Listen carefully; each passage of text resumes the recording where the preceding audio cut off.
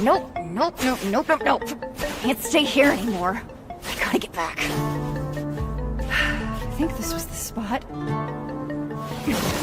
Oh Lord, I beseech thee, please return me to my old life. I swear I'll do anything. Like, literally anything. And I won't bother you again, so pretty please bring me back to life.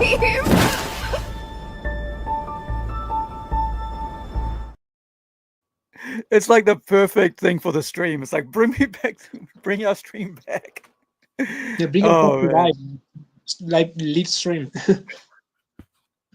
That was really bad. I mean, I have played Being Caught Stealing before, guys. Like, seriously, thank you for coming back. Like, I've seriously played Jane's Addiction, Being Caught Stealing before. Like, nothing has happened, and then played friggin' Being Caught, because I saw like something wasn't right. It just didn't feel right, so I went to check it on on the mobile to see what are we still, and like, no, nothing. And I was like, so thank you, Nathaniel, for coming in, joining us, and everybody else out there. I'm not sure where you guys are watching from, but thank you all. Oh, here we go. We got one from our Plunge Comics. We've got 3 from our Twitter. So thank you guys. I really appreciate it. Heartfelt, not that fake heartfelt, but real, Elon Musk heartfelt. So yeah, thank you. And let's go, right? So, yeah. Look, that's like, I always get this wrong, like left or right, because I'm looking at myself in the mirror. So it's like, there we go. So this is the KISS Demon, Gene Simmons, right? I have an action figure. I grew up on their, I think it was like live. My dad had a live album, a double LP live, and inside, and also I've spoken before about Ace Frehley, right? And his gambling addiction and his alcoholism basically ruined his entire career. And KISS, was my first ever speech in front of a crowd, and that was at high school, right? 3rd year at high school or something like that. I dropped out after about 3 months anyway. But and that was that. And I've been out of school, but I've spent years in like higher education. So thank you guys for joining us, and we're going to be talking about his son, the long-tongued one's son, right? The demon's son. And this happened 2010, right? But the repercussions of it still still exists, because the idea that someone famous can steal from someone in another country is not new. I've had it happen to me personally, right? I've had a single spec script stolen from me from a studio, and then they said, no, we don't want this, and then went and made 2 movies, one in Australia and one here in New Zealand, based off my spec script, right? The idea, the concept behind it. So I know the big guys always steal off the little guys. So, however, in this case, as we learn, is that it wasn't a little guy. The idea was that they were somewhere else across the shore, so people in America wouldn't recognize it if he stole from Japan. So, Tomas, before I further go on, please introduce yourself and let people know where you're at, where you're from, and who you are. Okay, well, once again, hello everybody. Thank you for coming in again. Sorry for the troubles on the last minute. Well, like everybody knows, or those who don't know, I'm Thomas. I'm the artist behind the Tortoise manga we are doing with Aru at this moment, and at the moment I'm in France, more specific in the mountains, a little town called Maribel, and I'm working here for the winter season. And originally, sorry, I'm from Argentina. So thank you, everybody. Sorry that I don't have a picture, or I say that you don't see me because the connection here is horrible. So I'm doing my best. Yeah, I mean, like I just said, like, just use the image because we don't want to have too much issues with the internet. I know I'm going to start having some issues with the internet myself, and I've been trying to get that sorted. So before we go on, I just want to bring up some artwork from from Tomas, just to show you guys what he's been working on with us before we lead into the main situation here. Let me make sure I have the right image.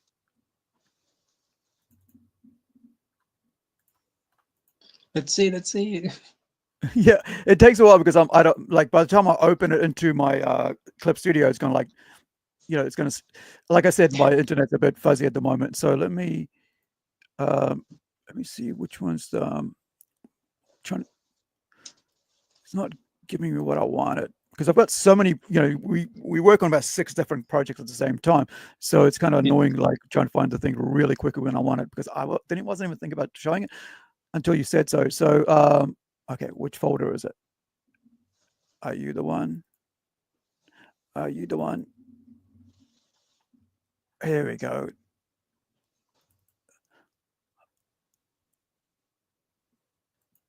Come on now. So talking about Nick Simmons, right? This happened in 2010 is when he got exposed. And it was about around that time. And it was like, yeah, it was just crazy learning about this because, and we're going to play the video that basically this morning, right? This all happened kind of sudden because I woke up and I watched a wrestling video, and next thing this came up, and I was like, "What? Wait, we need to talk about this, right?" And like, all of a sudden I was like, "Hey, it's my 1,000th episode, so why not talk about plagiarism in comics?" So because that's perfect right now, especially with the fact that we're looking at AI being a major plagiarist, right?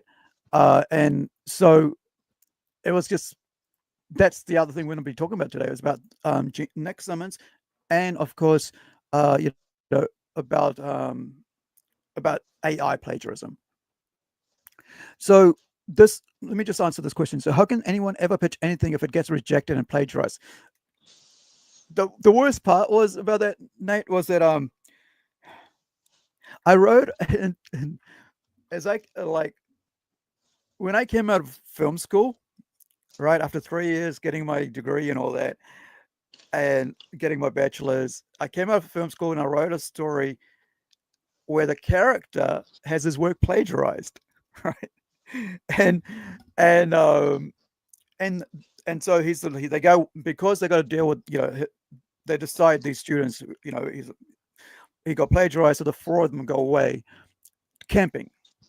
And so while they're camping, stuff happens to them. But the thing is, he's trying to deal with it emotionally about having been ripped off. And then like 9 years later, I get ripped off, right? Like 9, 10 years later, I get ripped off myself. And yes, it is infuriating, and it was like really annoying and heartbreaking because I was like, this could like really kickstart the Plunge universe because it was really grounded.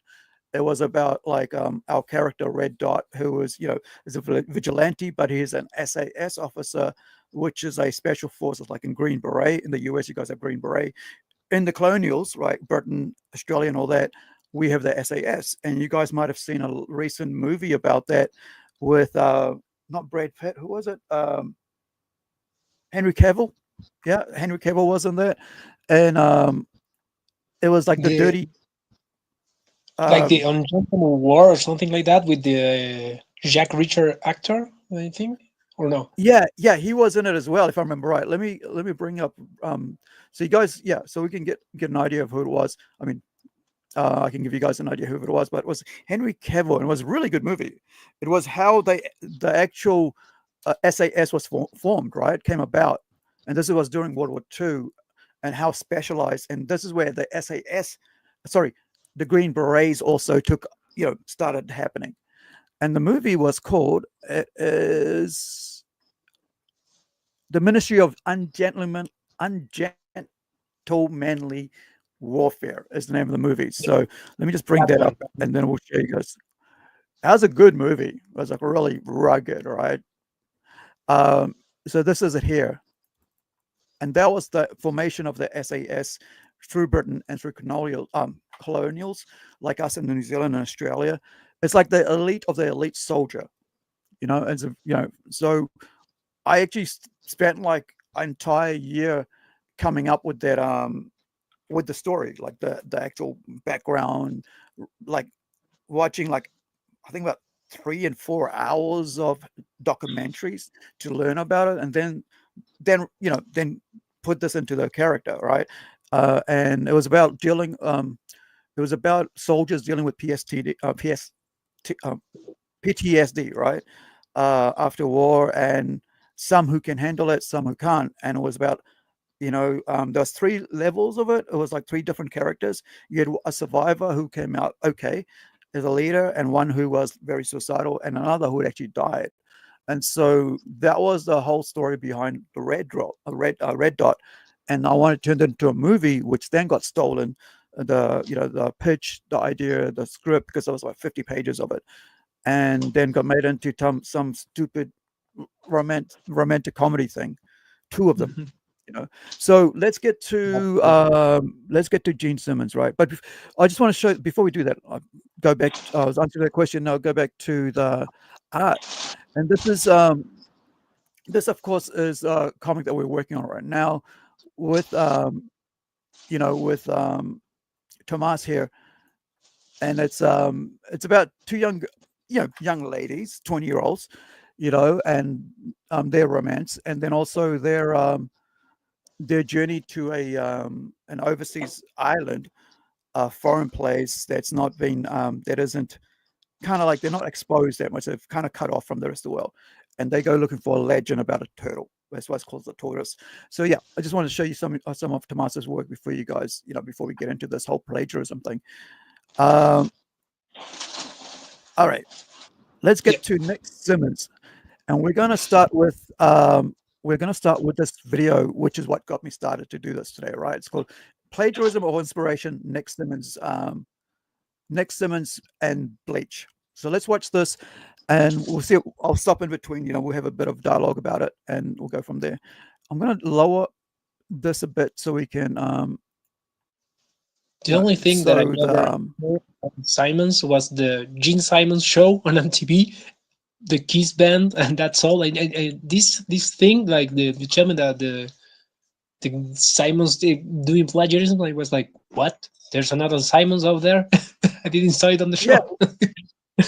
Well, it's his son, right? It's his son. I think there's 2 of them, a son and daughter, and then it's this. So okay, let's play this, and we'll go from there.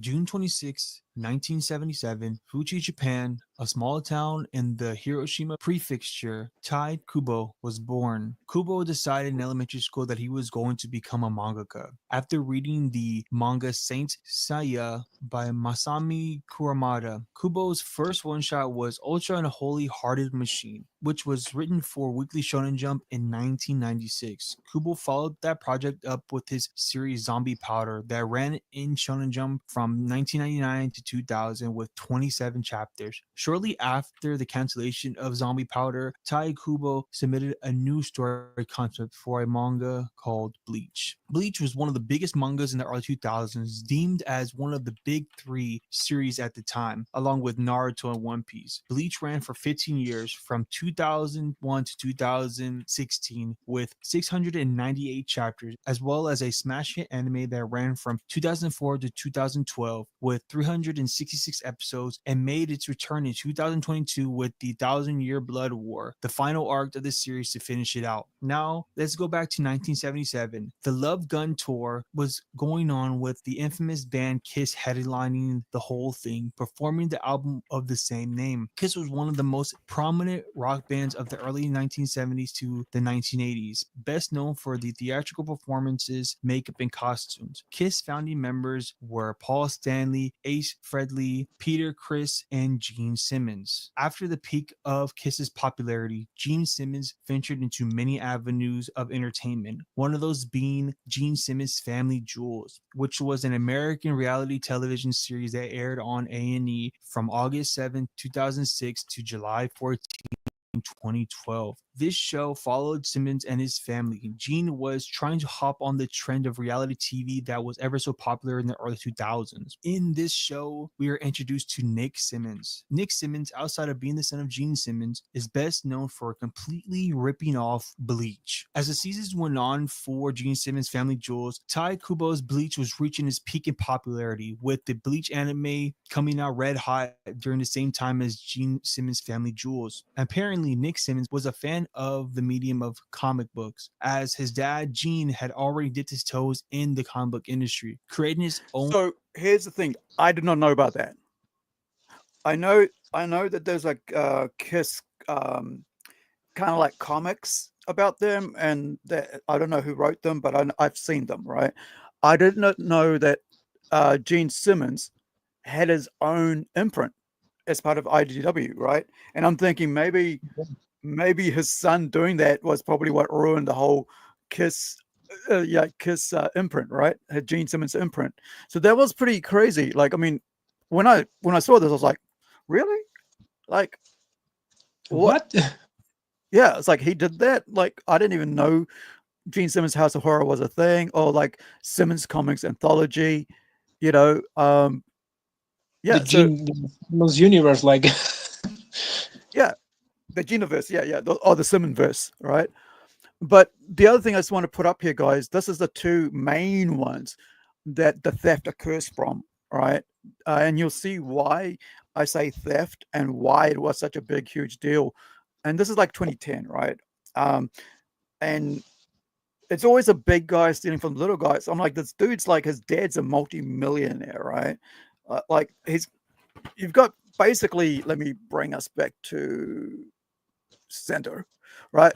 We basically, you got t-shirts, you got everything, right? There's everything out of Kiss. So like he basically rules everything about the whole brand of Kiss, right? And yet he's gonna go, his son should know about copyright laws. His, you know, Absolutely. what kind of like, it's like, it's not like he's a person who goes out into the world like me, right? I'm leave my parents behind at the age of 16 and go out and never come back home except to visit, or 3 months to get myself together after a divorce, right? But the idea here is that he lived there. They're on TV all the time. They actually have a TV show, right? The Family Jewels, which I heard about, never watched. They made money after money after money, and it's like, I think the guy got confident with the, oh, my dad is Gene Simmons and he had like 2,000 lawyers, so if the guy sue me, nothing's gonna happen. Yeah, but then you've got someone out there in Japan, right? 2010, 2016, you know, Tite Kubo, right? I was trying to think, is it Tite Kubo? Because it's like the T is silent. Tite. And he also had like he had like a really bad beginning with Bleach, because he presented Bleach with to the Shonen Jump. They told him your manga is exactly like Yu Yu Hakusho, like the other one. And some bad people say that later on Akira Toriyama went to the Shonen Jump and saw the script, and he told to Tite Kubo like, oh, you have to arrange this and that and you will be fine. At the other day, the Shonen Jump say, hey, it's good, you can come to work with us. And some people say that Toriyama went and put like a ton of money like on the table and say, accept this guy, this is my words, nobody's gonna say no, so do it. Yeah. See, that's like, I mean, that's such a big deal, man. Like having a Akira, right? I always get the names mixed up with these guys. Akira is from, oh gosh, Toriyama is Dragon Ball, the father. Yeah, the father of Dragon Ball, right? So the reason it doesn't come to mind all the time for me is because I've never watched Dragon Ball Z, right? and I've never watched Naruto, but I have watched Bleach. I've watched about 100 episodes of Bleach, and I love Bleach. I just haven't, because there's so many episodes. Like, I just haven't got around to try to finish it because there's always new things coming out. But I'm a person who watches anime just about every other day, right? And someone who loves the art form, and like, because I think manga creators, because they have total control, I guess, in a sense, over their art and over their writing, they're able to put out what they want, unlike with like American comics, where you have a studio tells you and whatever to do that. And so I find that like I'm more closer to the manga artists than to American comics, because I get to write whatever I want and work with my artists like yourself, right, Tomas, and we create the books together without anybody outside going, well, this and that, until we go, is there any errors, or does it make sense, or is it okay then? And I think that's why I feel like a kinship to a manga. And I always am like, always, whenever people put down manga or anime, I'm always like, you guys don't know what the hell you're on about, because the freedom and the hard work they put into that, it's like, this is like their entire life is that. It's not like they do 6 issues and they walk away. It's like their entire life. So carry on. No, also like people died making manga, like Murata, the author of Berserk, he died making manga. Yep. The author of Vagabond, he has to stop making manga because his health was like running out. Yep. And it's also like a really stressed job. So you can check also for future episodes the like the how do you call it, the documentary of the author of Vagabond, also the author of Slam Dunk. Yeah. And you can see how stressed he's the guy for making like 1 episode for each week. Yeah. And it's like he finishes at 3 a.m. and at the other day he has to wake up at 6. And then it goes on, and it's hard. Yeah. That's because some people say, oh, big eyes, it's not realism, it's not good, so it's easy to draw. No, it's not easy.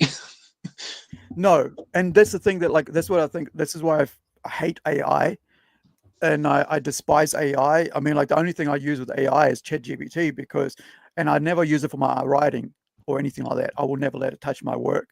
But the only reason I use AI is like when I said, like, give me some information about, like, and I'll show you what I mean. To make it easy for me to get knowledge, I mean, quickly, is, I'll just go, well, let's jump on there and get me what I need to find, right? Because that's the only time. Because I'm very precious, even like I mentioned last week when we were talking to Mario. Gosh, what was Mario's last name? Tomas? Mario Gully, right? OMG, the artist, right?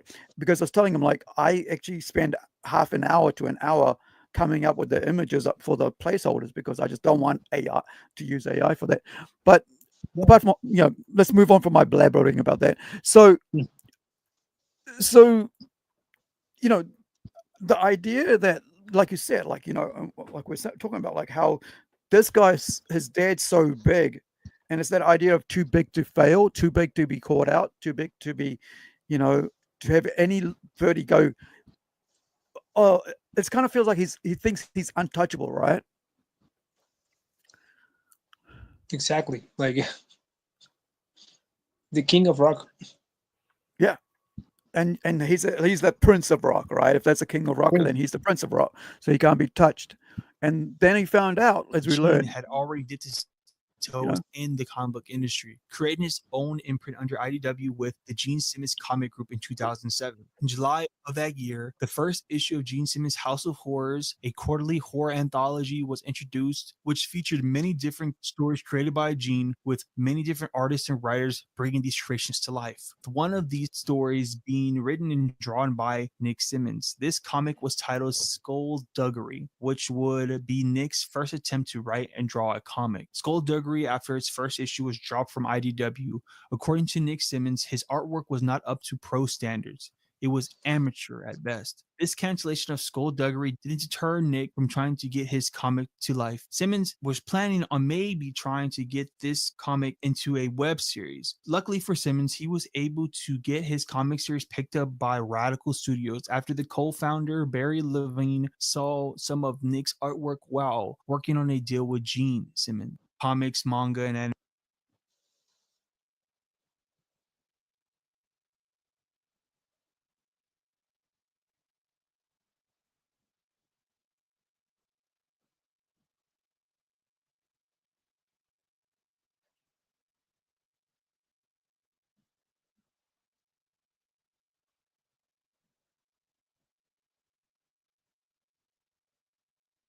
Simmons. and I unmuted myself. I was running around because it's like so hot, and so I was opening the run slider and the kitchen window, so like there'll be a wind tunnel because I started sweating. So the reason I want to stop there was because Radical has pretty good comics. Like the art is really good, and I have a set of them, and I can't remember what it is because I was going to look for it, but then I was like got busy with cleaning up. But Radical is it is a quality comic book publisher, as far as I remember, because like their work, and I think one of them was actually going to be made into a movie. So let me find some information about that while this continues. But I just wanted to stop there to just tell you, it wasn't like about that comic book site like Radical, and I never heard it of before, so I feel like Okay. there are too much comics to do. Yeah, well, it is like the work is quality, right? And like the artwork is quality, and so I don't even know that like how he would pick it up. Like it's like, and here's the thing, right? I'm gonna be honest. I don't know if you guys have seen my my first web comic, self-published web comic of Incredible. It's a web comic, and it's that quality. And then when I self-published it, my friend said to me, "Look, man, there's too many words," and then I was looking at it myself, and I was saying, I wouldn't buy this if it wasn't me. And so I got it redone. The entire thing was redone. And this is what happened here. It was like, this is where it should have stopped, right? It was like, get this redone, get some other artists in there, don't do it yourself. But no. So I want to start playing from here. I can't remember where where we went to, but let's go with I think it was about here, right? So Radical. Yeah, kind of there. Yeah, let's go from here. Yeah. The picture. Yeah. Skullduggery, right? Yeah. Comic was titled Skullduggery, which would be Nick's first attempt to write and draw a comic. Skullduggery, after its first issue was dropped from IDW, according to Nick Simmons, his artwork was not up to pro standards. It was amateur at best. This cancellation of Skullduggery didn't deter Nick from trying to get his comic to life. Simmons was planning on maybe trying to get this comic into a web series. Luckily for Simmons, he was able to get his comic series picked up by Radical Studios after the co-founder Barry Levine saw. Right. So I also want to mention Raza, right? The Raza, the rap dude, right? Founder Barry Levine saw some of here series picked up. So is it Pfizer? Like, I think, yeah. Fuza. Look at the art. Yeah. Fuza, yeah. So look at the artwork here. Right, this is quality stuff. That one looks like friggin' almost. I almost thought it was like Darth Vader, but it's not. It's a German helmet. Yeah. Right.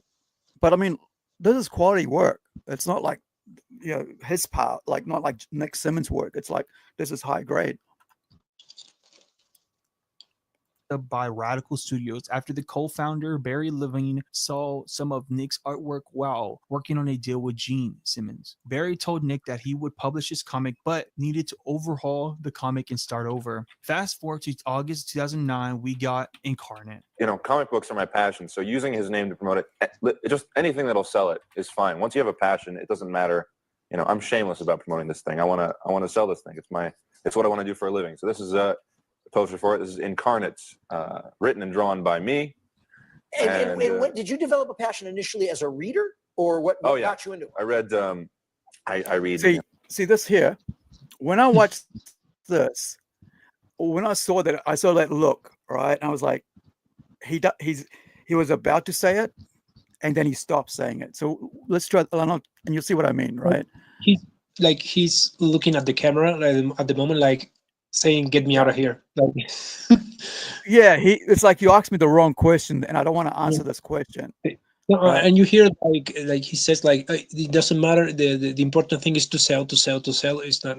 No. Well, he learned that from Daddy, right? Daddy's all about sell, and it's not if the and of course his father's putting out quality products. But talking about Gene Simmons, right? We all know like they use like backing tracks now.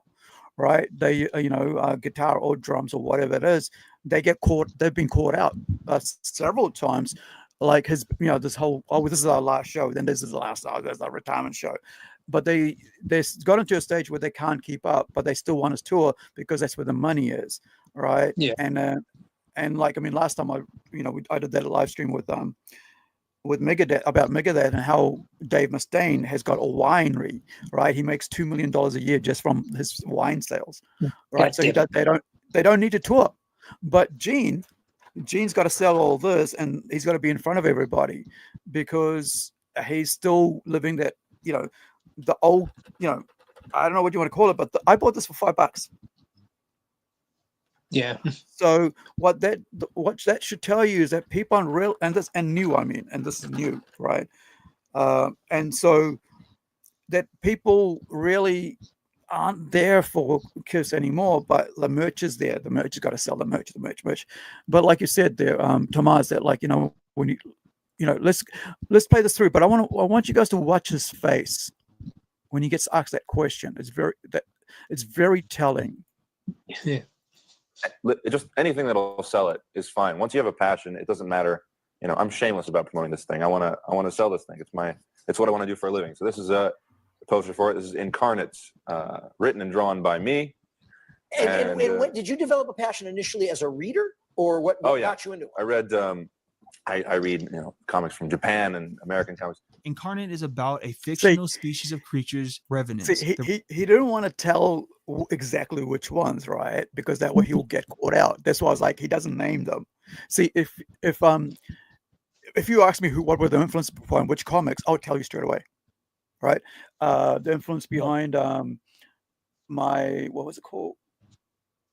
Templeton, right? Templeton started with my love for John Constantine, and I was like, I was thinking like there was a specific comic arc that really got me inspired, which made me think about, well, what if I wrote a comic about John Constantine, and then realized that like, I really don't want to be where I can be controlled by a studio telling me what I could and can't do. So I created my own character, Christopher Templeton, right? Rather than he's a character who's in this world, he's a character in hell, right? He starts off being in hell, and he is in hell for ages and ages and ages, whatever. You got to read the comic book, right?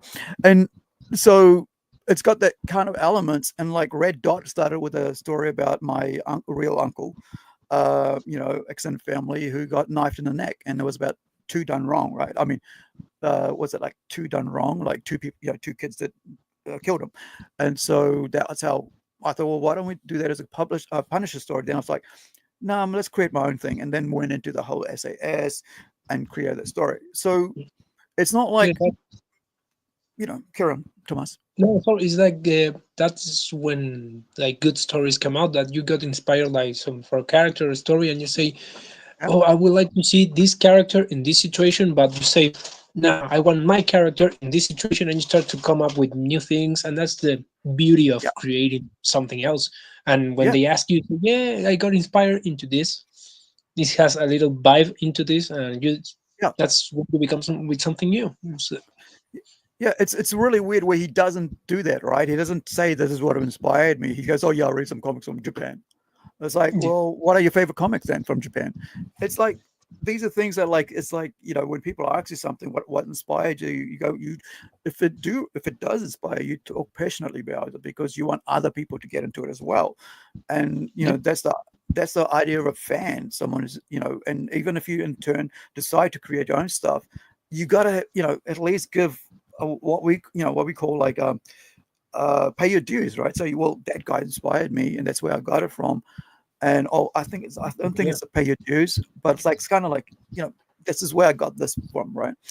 So it just seems really weird. That really caught me off guard, like hearing that. I was like, why aren't you saying, like, at least you could introduce by saying it, and you have a big name, right? Like Gene Simmons' son. Yeah.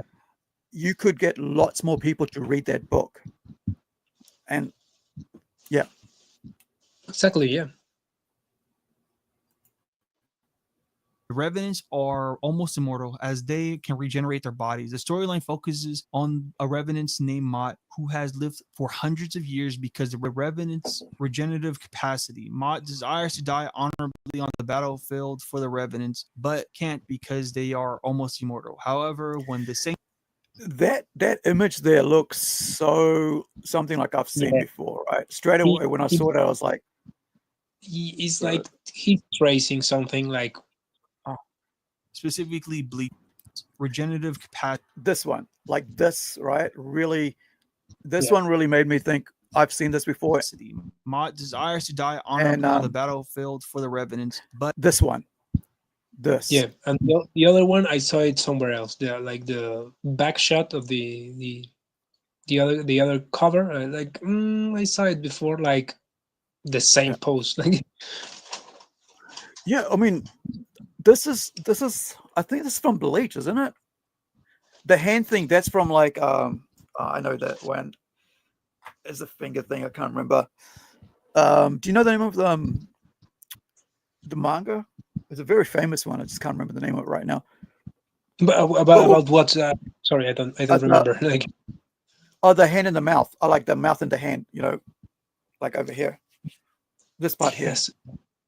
yes, I got to my mind the Vampire Hunter D, but the guy has like a whole face in the hand, like a Right. face with eyes and nose. Okay, so Vampire Hunter D. All right, so Van Helsing. Yeah, I think I've seen that. Yeah, that's what I think I probably remember from like but can't because they are almost immortal. However, when the Sanctum organization finds a way to kill Revenants, Mont sees the avenue to his death. When reading this comic, it reminds me of something you would see on a website like Webtoons, Tapas, or Manga Plus. It wasn't anything special and at times was hard to read, very amateurish. So I don't see how much progression he got from Skullduggery to this series, but I digress. The initial miniseries was supposed to be the first story arc on a long-running comic that was supposed to evolve with a second and third story arc. This may have happened if it wasn't for this one YouTube channel promptly named Jim Supreme. Jim and his friends would review comics, manga, and anime on this channel. On episode 89 of Jim's show Geeking Out Weekly, Jim stated this about Incarnate issue 1. It's very minimalistic. There's a lot of art references towards Helsing, One Piece. There's a few other animes I can pick out and mangas. It's almost like he's ripping right from the other books. And I mean that literally. You look at the books, and if you're any manga fan, you're going to know it on sight. Then on episode 98, followed up with this.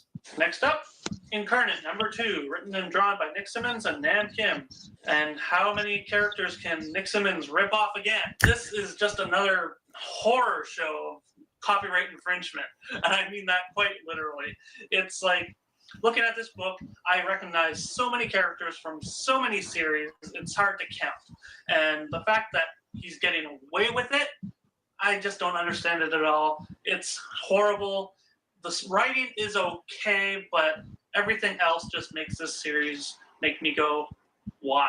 These statements were about 6 months before everyone caught on to Nick Simmons' plagiarism. Now, I can't tell you how many views these videos got at the time of release, but I do believe these videos were the catalyst to the exposure. You were saying something, Tomas? No. It's just like I was like laughing, like yeah, he was ripping off, like tracing, not ripping off. I think he just traced the character, and that's all. Yeah, basically one for one, really, because he's going to show some. And also, I've got a whole bunch of like links to other stuff that I was, after this, I went and researched, did a whole bunch of search for it. Like you see, like the variation of the quality of the drawing, like some characters are the anatomy is off. It's like, okay, he's an amateur, but yeah, on the panel is like a professional manga. It's like, what? It's like of Nick Simmons' blatant plagiarism. These videos must have been seen by the right people because in February of 2010, all hell broke loose on Nick Simmons and his comic. Slam piece after slam piece, blog post after blog post were written about his comic. Manga fans were completely outraged, specifically Bleach fans. There were viral images of Nick's panels and pages lined up exactly to Kubo. Look at that. Yeah. Like, come on. Put some effort in it. Like, he's like, yeah, I'm gonna trace this. I'm gonna put a black and white filter, and okay, nobody's gonna notice. Like, we are not stupid.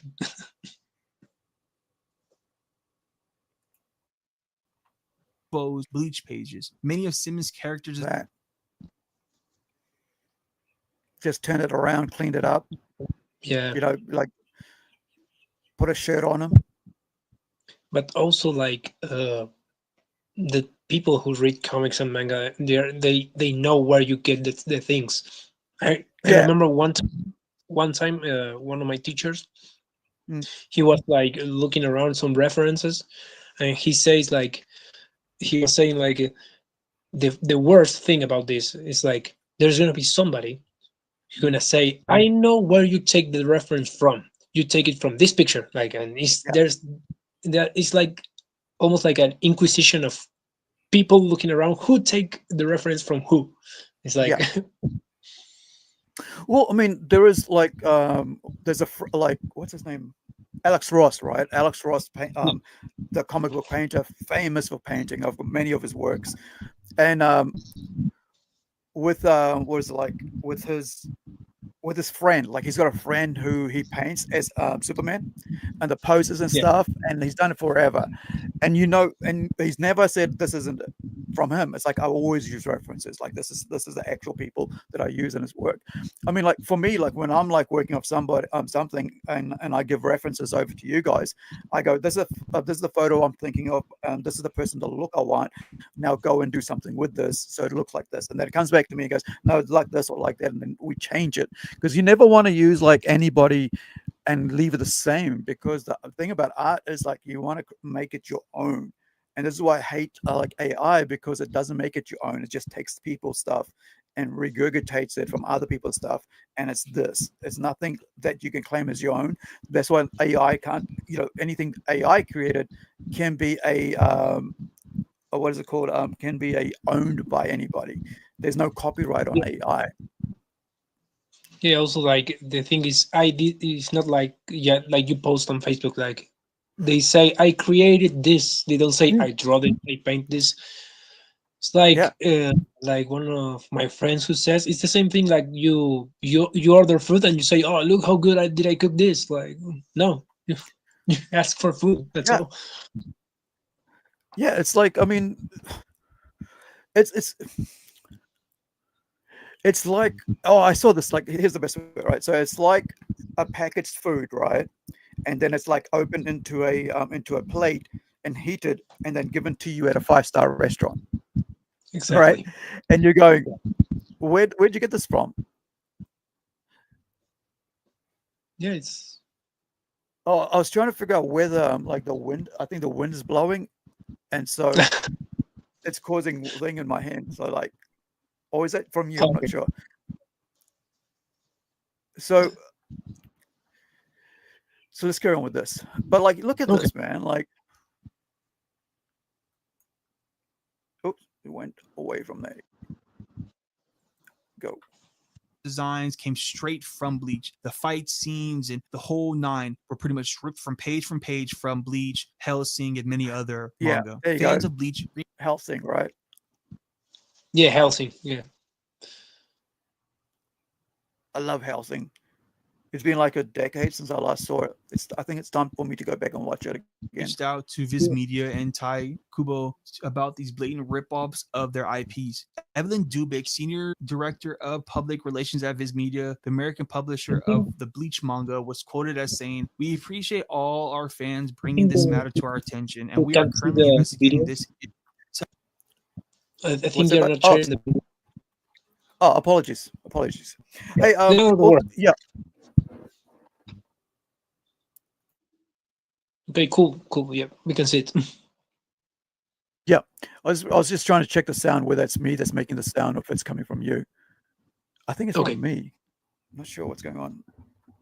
Are you okay there, Mike? Sorry about the noise. It's like something's moving constantly. Okay, no, I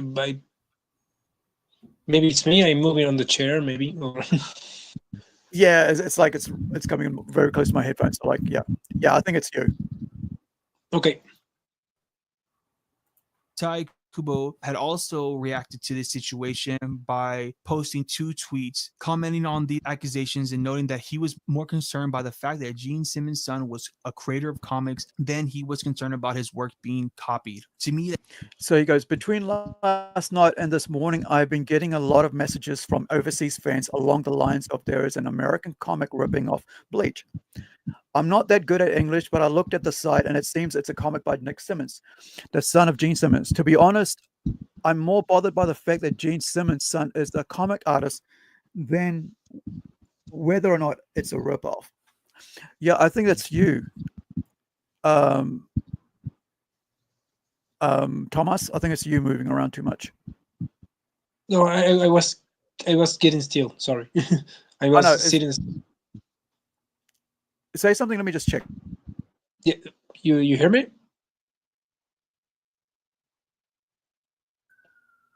How about can you give me 1 second? I want to just check this. Yeah.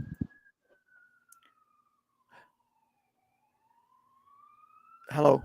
Yeah, it's you. It's you, dude. It's your mic. It's not me. I'm like, I just muted you and there was nothing there. So it's on your side. Oh, can I move this? All right. Let's try this. Okay. The second tweet about Kubo's concerns over Dig being a comic creator is more profound than anything else. Kubo and many of the other mangakas that Simmons ripped off put in countless hours in honing their craft. In Japan, see, this is what I get really pissed off at AI people. It's the hours and decades and years that you spend with a pen and pencil and paper and inks and whatever your tool is that you go to draw, and somebody just types in some words and it regurgitates out this work, and then you go, oh, I created this, and it's like, where did you go to school? How long have you been doing it? Who inspired you? What works inspired you? Oh no, I just put it into a computer and it gave me that out. It's just put in the AI. I'm like, then don't ever say you created it. Don't ever say it's your art, because it's not art. It's like it's everybody else's but yours. And this is the thing, right? With Tite Kubo saying back here, that between last night and this morning, I've been getting a lot of messages, but like at the bottom here it goes, to be honest, I'm more bothered by the fact that Gene Simmons' son is a comic artist than whether or not it's a ripoff. It's like if you're a comic artist, or if you call yourself an artist, the last thing you want to do is rip off somebody else who's also an artist, because you believe in the fact that the art has value, that the person who's creating this has a lot of, has spent a lot of time honing their craft. And Gene shouldn't, his son should know all this, because someone actually created this for Gene, some artist, because it wasn't Gene who made this. He paid someone to come up with the design and everything, right? Which is what is really frustrating with AI people. That's why I said this is, it's both about plagiarism. It's also about plagiarism of AI. I think the idea is that a lot of people just think it's okay to just take other people's artwork and say it's yours. So theft is theft, right? But to claim it as yours is what the issue is here that I have with it, right? Because I think a lot of time people just don't.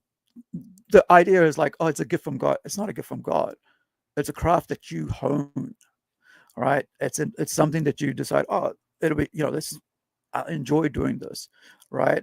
And there isn't many people who actually have a gift from God or anything. A lot of people later in life like to say, oh, it's from God. But it's their fingers that were friggin' plucking it, right? It wasn't like God over the top of them, guiding every single friggin' finger or every little paint stroke. It's because your eyes and your hands and your brain connects to that page or that, or that tablet, right? And you're drawing away with it. And I think the idea that people, just, at that moment, just say whatever they want and just chuck out all this shitty, regurgitated artwork online. And, I see it almost every day. I turn on my, every other hour, I think, when I turn on Facebook, it's just there. And I'm like, where's the name on this? Who's the artist on this? No name. And the people just go, I created this. It's like, yeah, well, how long you been doing this? Can we see some other stuff? And this is where it's got to now. Like, people actually ask, and even real artists are getting asked that now because of these fake people. The real artists are getting their work questioned, right? About that. So let me just go back to here. Ripped off, put in countless hours in honing their craft. In Japan, being a mangaka isn't an easy feat at all. Weekly deadlines, countless editor meetings, and little to no sleep. Most of these mangaka end up with major health issues from this lifestyle. Yeah, exactly what Tomas was saying, right? Tomas, you were just saying that before about Akira or something like that. Yeah, do you hear me? Yeah, I got you now. Okay, perfect. No, about the author from Berserk, Murata. Right. It's not Murata. I'm mixing the like I forgot his name. The guy died from a heart attack for not resting. No. The author from Slam Dunk. He has to abandon making manga because he was like having sick all the time. It's like a kind of stressful work. It's like compare it to voluntary slavery because, for example, your mic's cutting in and out, bud. Do you hear me? No. Yeah, I'm going to try to fix your mic, but your mic seems to be cutting out again. How's that? Are you... Yeah. Log out and log back in again. Sorry, dude. Yeah. Okay. So while he's let me find this some information, right? So this is a little bit about Nick himself while our manga artist is sorting out his sound. So born Nicholas Adam Tweed Simmons, Tweed after his mum's, January 22, 1989. I wouldn't consider, I guess, he can be considered an American comic book writer. Reality television personality because his parents put him on there, right? On there was like the Family Jewels thing, this one here. So he's best known for starring in the A&E, well, the reality show, right? And then he goes, he wrote and created the limited comic book series Incarnate, which was published by Radical Comics in 2009. And 2017, Simmons worked as a writer for the Huffington Post. So he went to writing articles, right? Yeah, so he's the son of Shannon Tweed, actress, model, and Jean. Right. And I still haven't got him back, but all right, let's carry on with the other one. So with the video, and hopefully we can get Tomas back because he's a manga artist as well. So like, I mean, hopefully we can. I just hear the blast there. How you doing? Are you back? Are you good? Yeah. Do you hear me? Perfect. Cool. Sorry. The connection here is horrible. Like, God damn it. All right. Let's try this. Yes. Being a cartoonist in America is a tough task to manage. Nick did not put in this 10,000 hours in order to get published. His dad handed him everything when it came to getting his comics published. IDW and Radical Studios seem to only have done business with Nick in order to appease Gene, in order to get Gene to sign and do business with their publishing companies. Nick didn't even care about the news as much as he said he did prior to, and this can't even be cemented more when he said this after being called up for his plagiarism. Like most artists, I'm inspired by work I admire. There are certain similarities between some of my work and the works of others. This was simply meant as a homage to artists I respect. And I definitely want to apologize to any manga fans or fellow manga artists who feel that I went too far. My inspirations reflect the fact that certain fundamental imagery is common to all manga. This apology, if that's what you want to call it, comes off as truly disingenuous. Stating these tracings as homage or This is why, like, I don't like parody. I know, you guys probably know this, but I'm not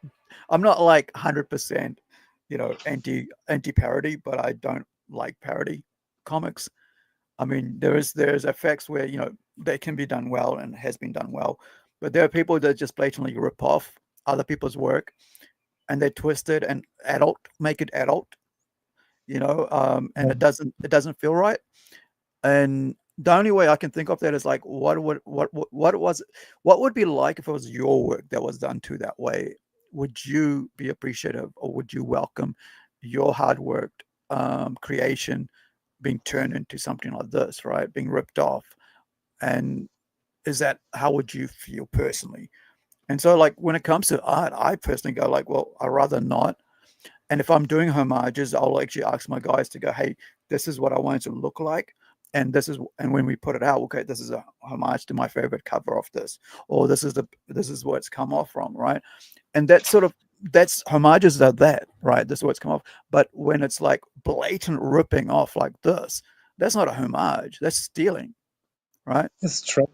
Like the people who, for example, the people who trace pictures, like photos from somebody, and say, "Hey, I sell you this drawing from you." No, you're just tracing and putting colors in it. It's not like there's no effort in it. It's like I'm gonna be like really like an inquisition here, because I really, it gets to my nerves, these kind of things, because sometimes the people, they want to get like approval from the others, and they want to cut corners and make something else. And one, for example, you and me, we decide to stay on the road, taking the pain of doing things that we don't know sometimes, to own our craft. And people look at you and they tell you like, oh, you're not a really good artist because you don't paint pictures like them. And they trace things and they do like, what the hell? Like, my shoulder hurts from drawing. Your back hurts from sitting at writing. It's like, come on. Yeah. Well, I mean, like my hand, like I'm on the computer all day long, like, and I'm like, it just gets worse and worse. I'm like, now I can't, like, now I have to have this on like almost all the time, except when I sleep. Otherwise, it just hurts. And so I think a lot of time people who haven't lived a life or haven't actually spent time, honing their craft, they don't understand. So it's easily for them to just poo-poo it. Like it doesn't matter that much, right? I'll just put in there and it'll be right. And like you go, well, when like okay, let me just show you guys something, right? This is just from this morning. I've got a colorist. It's like these people want the applause. What was it? Sorry, Tomas, you cut out there. These people want the approval, the fame, the fortune, everything. Like they want to be famous and everything. So that they don't want to draw at all. Yeah. Well, I mean, it's the hard. They don't want to put in the labor, right? They don't want to put the labor in. So I want to show you guys this page here. So when it first, so this is it here, right? Let me get rid of the text. This is it. My artist, Kevin. This is like issue 2 of Incredible, right? This is Kevin doing page.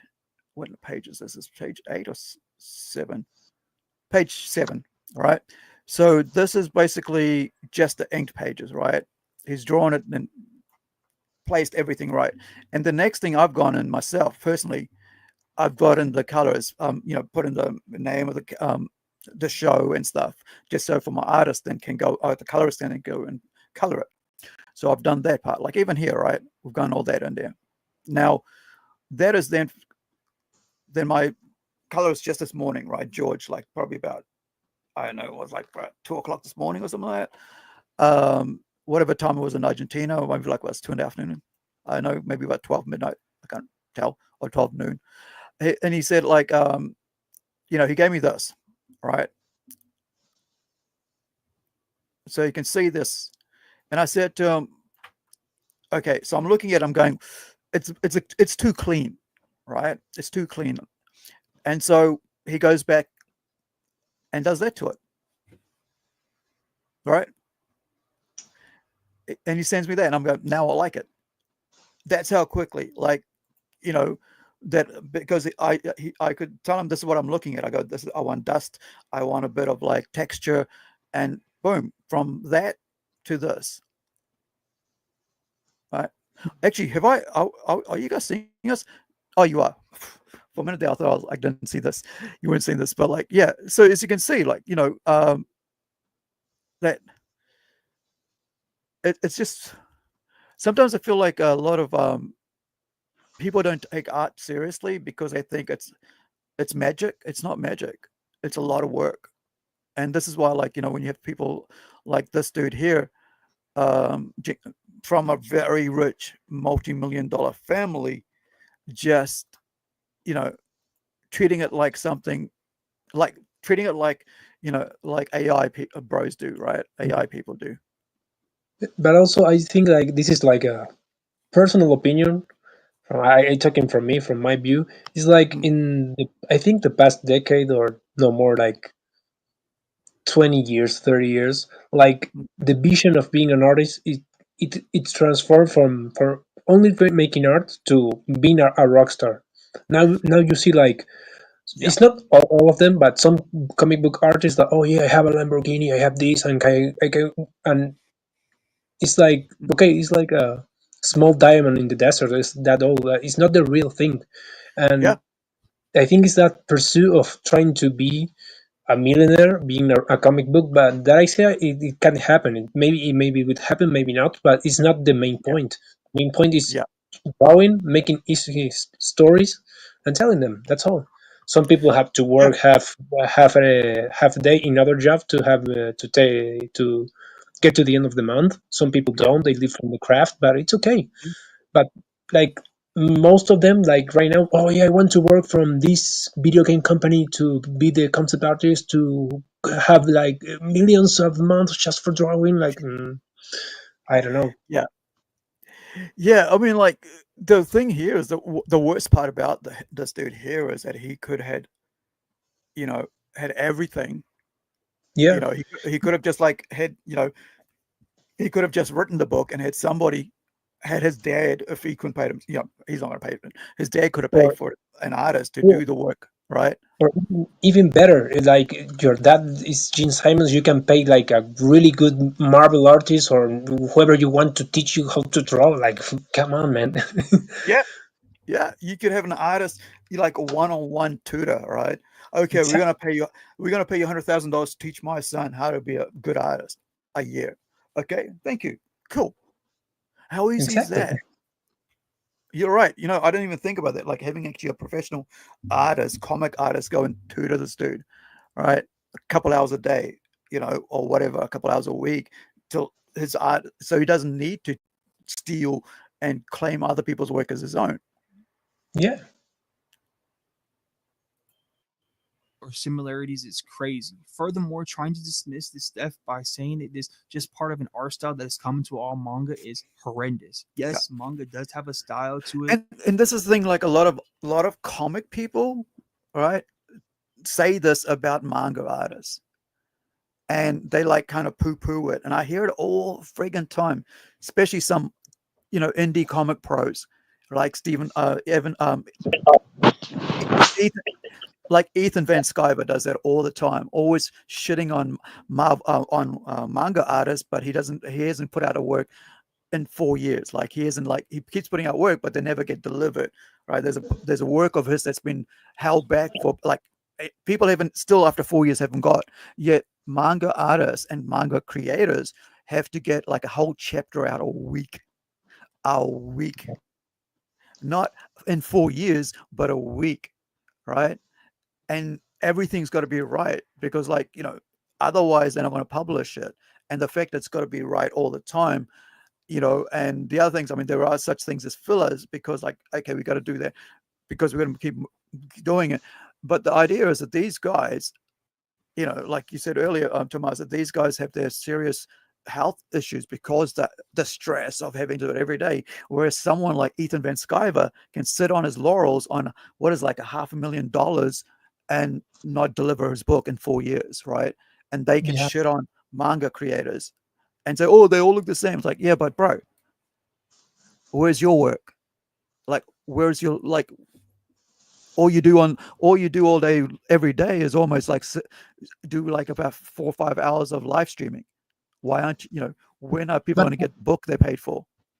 also, like in the core, or in the core of every creation, like it's the same as, like, for example, oh, this is like Lord of the Rings but in the future. Oh, this is like for example, the Seven Samurais but in the future, like that. It's like the same. It doesn't some is it's the public who gonna decide to read it or not. That's why there's a lot of comics and manga over there, because you have horror, you have like science Yeah. fiction, fantasy, everything. At the core of everything is like, for example, The Boys is like, yeah, it's like the Justice League, but everyone is bad and this and that. Yeah, I mean it's frustrating to hear people say that, like artists put down manga artists or manga creators and writers. I just think it's like if I put those guys down, then people will read my book. Sorry, bro. The reason people read those books, it's because they're better. Because if they wasn't better, they would be reading your book anyway, right? And the fact is that manga has been better for decades, right?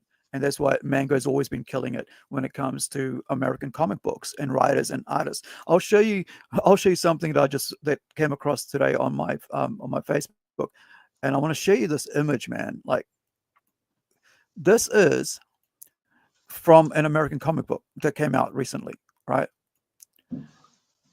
And here we go. This is from Facebook. See this? Yeah. See this? See this? What the Right? See that? Oh, sorry, I'll go what full, right? What the hell is this? silicone, I think. That neck and that head feels off. Look at this. Same here. Right? What is all this?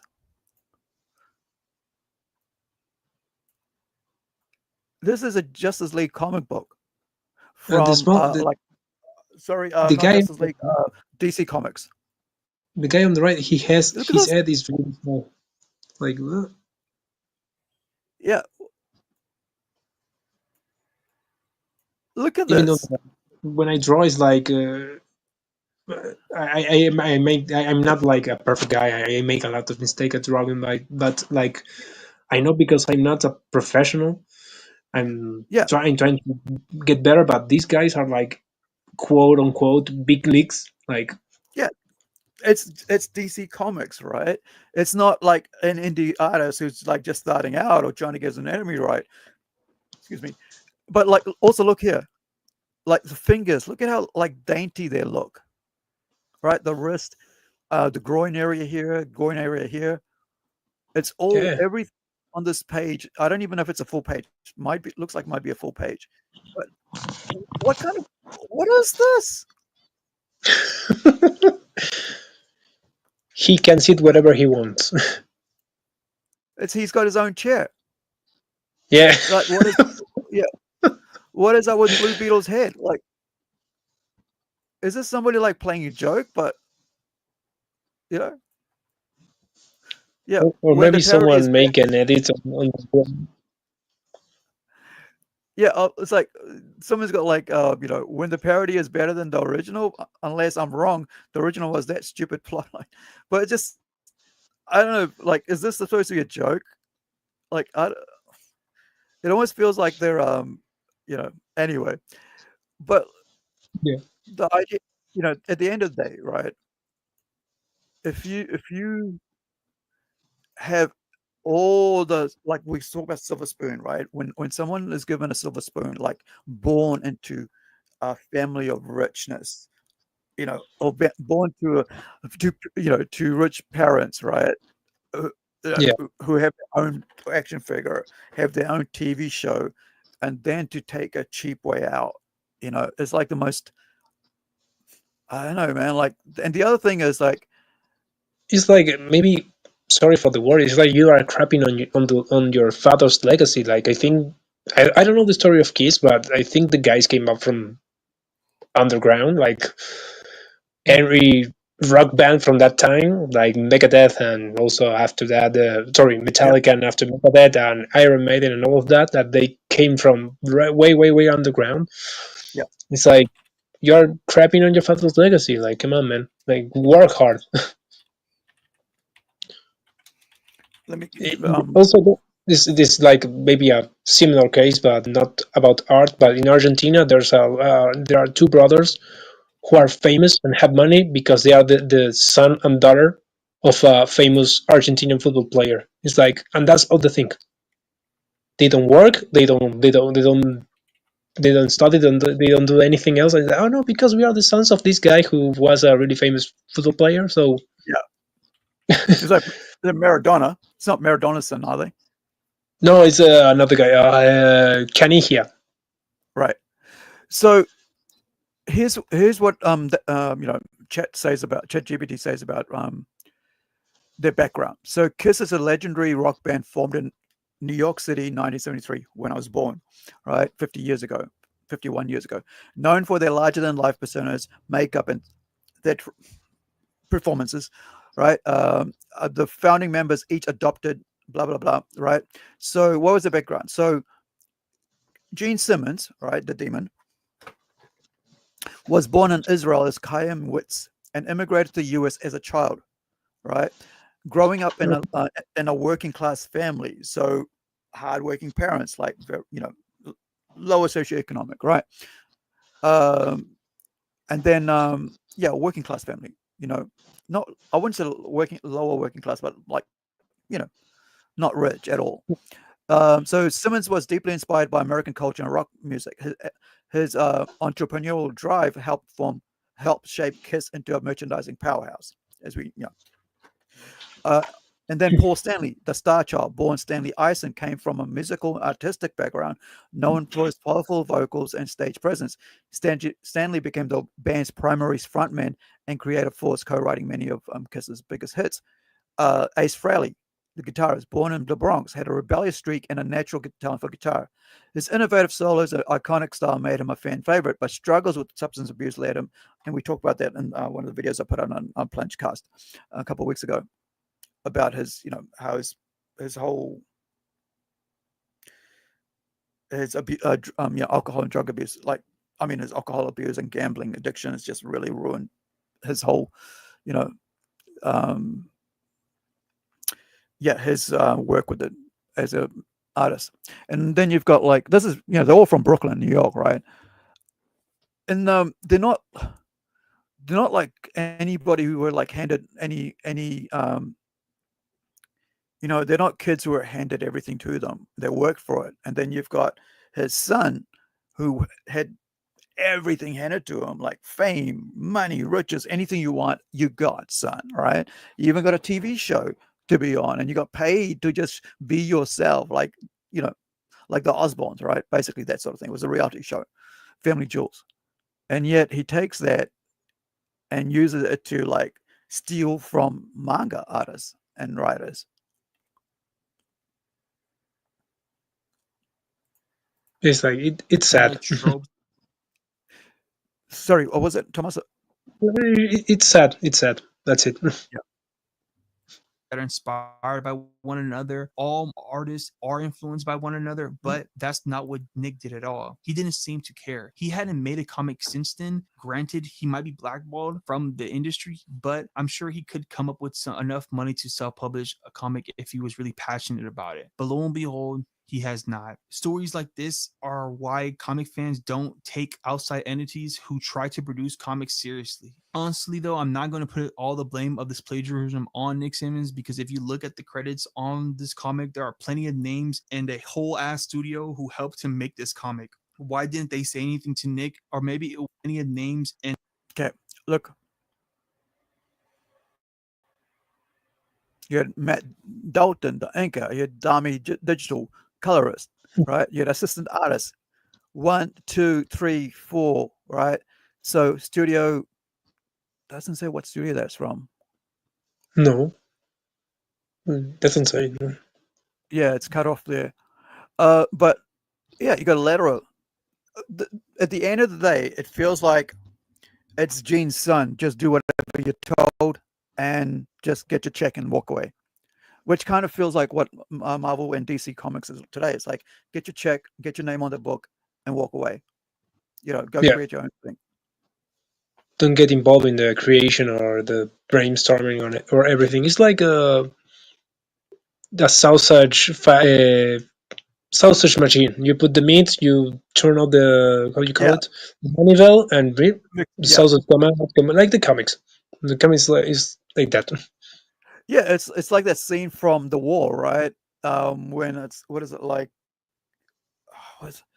When the kids are at school, right? They shove all the kids into the grinder. That's school, and they all pop out the same. Yeah, exactly that. And a whole ass studio who helped him make this comic. Why didn't they say anything to Nick? Or maybe it was these people who showed Nick these mangas. I don't know. I'm not sure. I'm just speculating at this point, but it seems that this could have been prevented well before this book hit the printers. I don't see why Nick didn't just hire an artist, or why the publishers didn't say something about his artwork, because even if he didn't rip off like Bleach, the artwork isn't very good in this comics. And like we're saying, like he could have hired a teacher, right? His dad could have paid for a teacher and a professional artist. I'm sure there'll be a whole bunch of artists out there who would be like, okay, I'll take a part-time job teaching your son. All right, you're Gene Simmons. It'd be great for me. It's like a win and win situation. Like, hey, dude, like I'm teaching Gene Simmons' son how to draw. I can spend time with Jim Simon. Sometimes he comes around and talks to me like, wow, like. Yeah. That reminds me of like Hulk Hogan. There was like this whole thing where like this guy was just hanging out with the Hulk Hogan's daughter or something, because Hogan, right? He could hang out, because he was a fan or something, and it was like, it's just being in the same presence kind of thing. But yeah, man, like he could have written the book, he could have given the idea, and like and had paid somebody else to do it. It wouldn't even have been that expensive, but that they can afford it, right?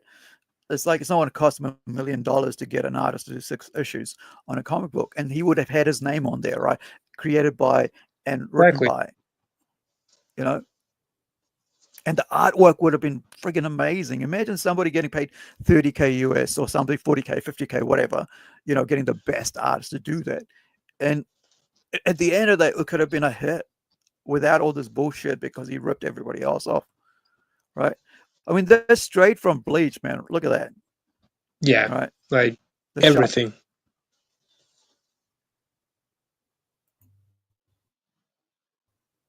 So I don't know. I appreciate you guys watching the video to the end. Like, comment, subscribe if you haven't. I'm on my way to 4K subscribers, so I appreciate everybody who's new to subscribing, who has been subscribing. I appreciate everybody who's watched all my videos. I've been getting so much love and views on these last couple videos, and I feel really great. And I appreciate everybody who's supported me. If you don't know, or you're new here, I am a comic book creator myself. I recently put out a comic called Tit for Tat, which is a horror comic about what your imaginary friend would do if you were being violently bullied. So go check that out. I have copies for sale on my website. I also have a bunch of free comics you can download on my website as well. I recently put out a art book called Ink Slapper, which is a collection of art pieces that I did all in November and December, drawings that was recommended by you, the viewers. There's a bunch of characters that I drew throughout, I think it was like 2. Check out Kova's channel. Let me see, get my link there. But that was a pretty cool we put out there. So that's Kova's Lookout is the name of his channel. So that's pretty cool. But see, I wouldn't, like, without him putting that out 2 days ago, I would have no clue about this whole idea with that his, Gene's son had done this, was like 15 years ago. But after watching that, right, and deciding to do, hey, we need to cover this. Well, I should cover this. I went and looked up some more stuff about him. And I found that he's trying to or is it this one? That he's trying to start up. Oh, wait, hold on. It's Instagram, isn't it? Yeah. So he's changed his name. Wait. and they let me bring up this so that, because of course, his name is Dirt right now, Nick Simmons, because of all that happened, his name is Dirt. So now Gene Simmons and Paul Stanley's son, right, got together to do a Simon and Garfunkel song. Let me see, where is it? And this is recent. This is like about a couple months ago. Where are we? Yeah, 16th of December. Now, where is that video? Here it is. So let me just.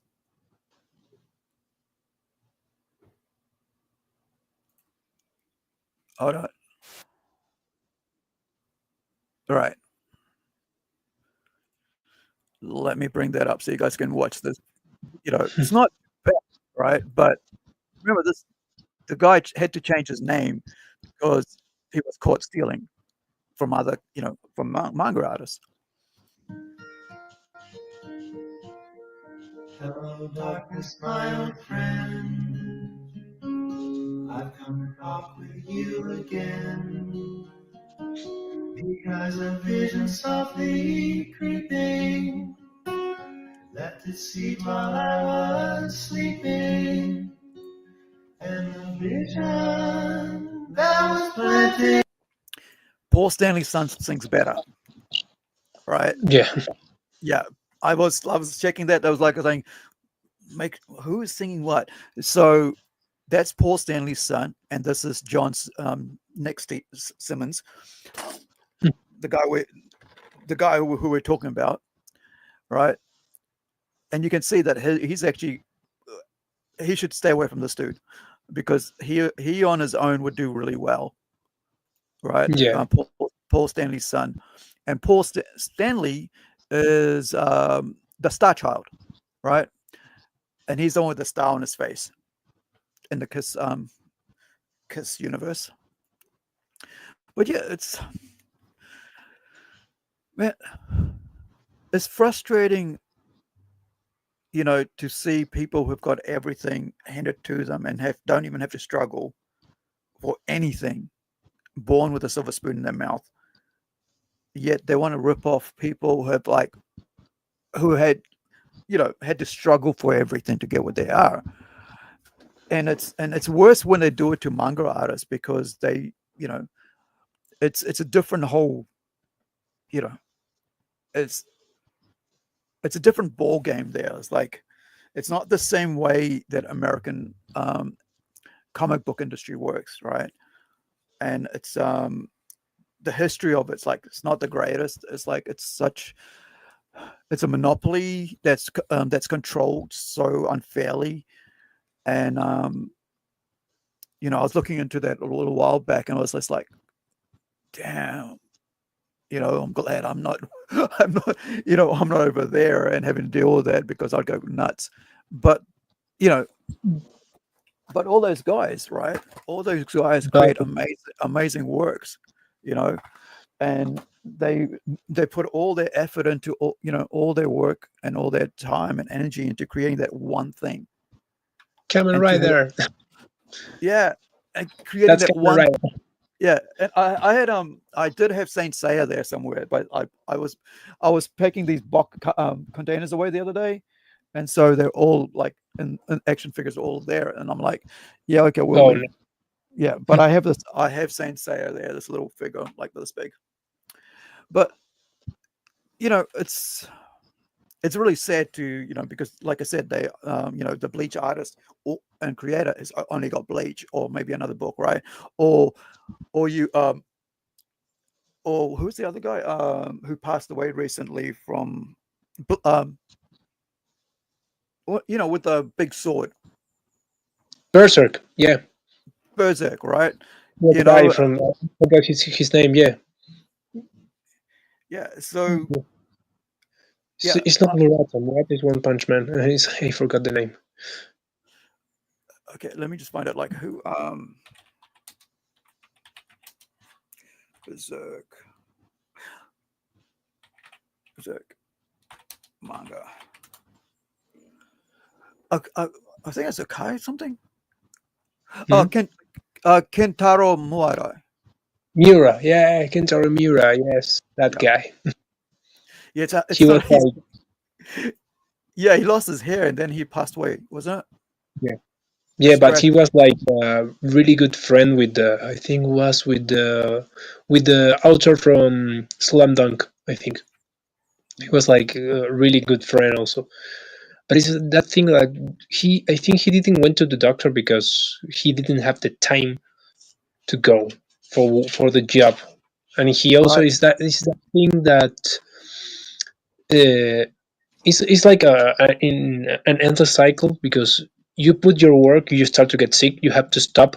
People get angry because you went to a hiatus because you don't feel well. Then you go back to work some more. People get happy again, and it's like, oh, you get sick again, even quicker than before. So you have to start. You have to stop before, and another hiatus again. And it's like that. And the poor guy just passed away because he was like really, really sick. That's the thing. That's what I mean, like about the whole monopoly of it. It's like you got to get it in there. You got to get in there, and then you got the fans, right, who don't understand, and they're like, oh, and then they'll write in. It's like, why isn't, where is it? Where is it? It's like, yeah, it really sucks, and I think, and this is why I don't like. This is why I don't like comic artists, especially American comic artists, put down manga because they know it's a competition and they know the competitor manga is winning against comics, and so they have to do anything to like try to make you not buy it. But anybody who reads manga actually enjoys it, so you can't actually, unless you do something really good, you're not going to make anybody go away from manga ever, because manga is, it's quality, and it's like the story is what people, the art can be slightly excused, and because it's a style, but the story is what grabs you, right? Why do you think Demon Slayer works so well, right? Exactly. And so people like see it like oh, they're like cartoons, they're not realistic, so it's for children, it's for babies. It's like not at all. Like you watch, for example, Trigun. I was looking at the Trigun manga, from Bash and Stampede. Yeah. And you see, like it's a bit weird, but you say, oh, big eyes, like really stylized kind of drawing and everything. Oop. Yeah. How you call it that one? Oh, I forgot the name. Overlord. Yeah. And or even if carry on. Yeah. No, even if you watch, for example, the Goblin Slayer, or I'm trying to get into another manga. Oh well, from the same author from Trigun, you have Gungrave. Yeah, that it's more like a anime based on a video game. Mm-hmm. That one. Oh yeah. Mm-hmm. You got that, and then of course my all-time forever favorite. Motoko Kusanagi. Yeah. Ghost in the Shell. I've got two of it. The other one's, the other one's got a bit of color on her. But what was it like? And my favorite ones up there, ReZero, Ren from ReZero, and then of course ReZero, Sword Art Online's up there, and where is it?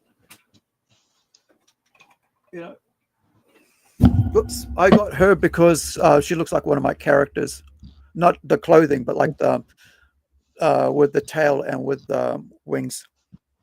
She looks like Sangyam. She's a character from my R18 book, which is a horror, very, very adult horror comic that we're putting out. later sometime. What was I going to say? But yeah, I don't know. I'm always like particular about art because I grew up drawing and then after I lost the use of my hand and the feel, or constantly being in pain because there's like the tendons are like always sore. The feeling it's it's and that's like since '94, man. Like my hand's been screwed up since '94, and I can still feel like sensation, like just there. That's like how you have a funny bone. I feel that constantly.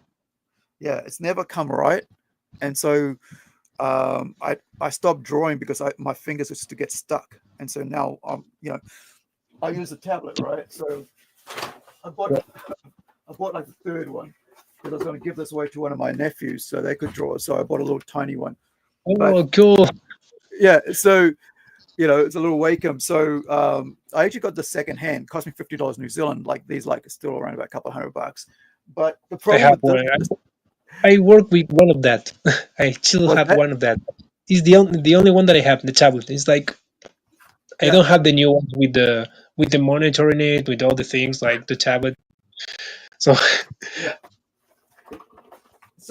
So I bought one nephew one of those, and I ruined the pen, so I replaced it with another one, and then I've been looking for the pen to replace that one because I have 3 tablets now, but I have only 2 pens. So that one has its pen, and then I have the large my one that I originally got was in like about 2010, and then this is the one that goes with this, and so for beginner, it's pretty good. The Wacoms are pretty good, but like you said, like the Intuos, right? Like with the screen on it. I'm thinking about like getting one for myself because I think it might help me get back into drawing. If I can draw on the paper itself and I can look at it, I might get back into drawing, and something I've been thinking about. But then it's like, I have so many amazing artists, right? And why do I need to do that myself? And whoops. Well, I think some people here want to see how one of your drawings, maybe. So keep it open. So you don't say. No, I rather everybody sees what I come up with and have other artists draw that. I think that's a fantastic way because I think it's allowing somebody else to, to be able to enjoy. So yeah, it's gone over there. No, it's going on the 43-inch. Hold on, let me grab that out so I can show some of the work here that we're looking at. Are you coming? Yeah, you're coming. There you are. So yeah, so this is the latest pages that came this morning, like I was saying, from Incredible. It's colored. So there's that one there. And then there's this one here. No, that's me. So it's yeah, I was just saying, like, because like how we say, like, go back and have a look at this to the colorist going, hey, look, can you have a look at that? That doesn't look right. Everything is perfect, but like that just sticks out. And so that's something that, like, when you got an artist to do that, and it's not an AI, when you got an artist, you can actually go, this is where I'm looking at, and you go, hey, this is the area, right? That kind of things out, and boom, you give that, give the little image to this artist, and he's like comes back with you within like a couple minutes or whatever time, right? And it's good to go. And the next one, right? We've got this one here. Let me get rid of the text. So, and because we've got this one here. It was Robot Nation, and we're releasing this in like about 3 different languages. So you got the English, right? Let me go back and go in a bit closer, and then let me get rid of that. Here we go. That's better. So, right. So you got the English, right? And then you get rid of that. Then you got the Portuguese. And then you got Spanish. Tomas, this is the one you translated the Spanish, right? Let me see. I can see it from the phone. Sorry. No. Did you translate to Portuguese or did you translate to Spanish? No, Spanish. Yeah. So this is the other thing. Like when you're working with an artist, I actually asked, Tomas to actually translate this comic book, which is a one-shot, 44 plus, page 44 pages of artwork or something like that, and or is it 44 pages all up? 2 short stories, right? So there's our Italian artist, our American Portuguese Puerto Rican, I think, Puerto Rican colorist from America, and then we had a Argentinian and a Brazilian do the translations. So like I was saying, like this, we got the English, right? Papa, what happened to you, Bobo? Right? What happened to Bobo? All right. And then you've got like, I don't know how to read that, but it goes, Papa, o cuideo na bobo. O quel ela ficou tão mal. That's how I would spell it because I'm trying to sound it out. But I'll get you, Tomas, to read the Spanish. No, I can't read from here. Sorry. Okay. Yeah. So this one says, Papa. Yeah. Papá, ¿qué pasó con Bobo? ¿Sí? ¿Por qué hizo eso? Yeah. Tenemos que apretarnos. So yeah, that's all Spanish. It's cool, like basically seeing it like all translated into 3 different languages. I thought it was, that's what I'm looking. When we release this book, it'll be totally completed and it'll be ready to go, ready to be in your hands as soon as like, Kickstarter clears it out and goes, here's the money, go print, and we'll go print, pay the printer, and then, we process it, send it out to you guys. But yeah, I mean, like we've had so many people work on this with the cover art and stuff, which I'm really happy about. I'm grateful for having so many people come in with the coloring. So yeah, so like people can see the real work behind the comic book, because it's like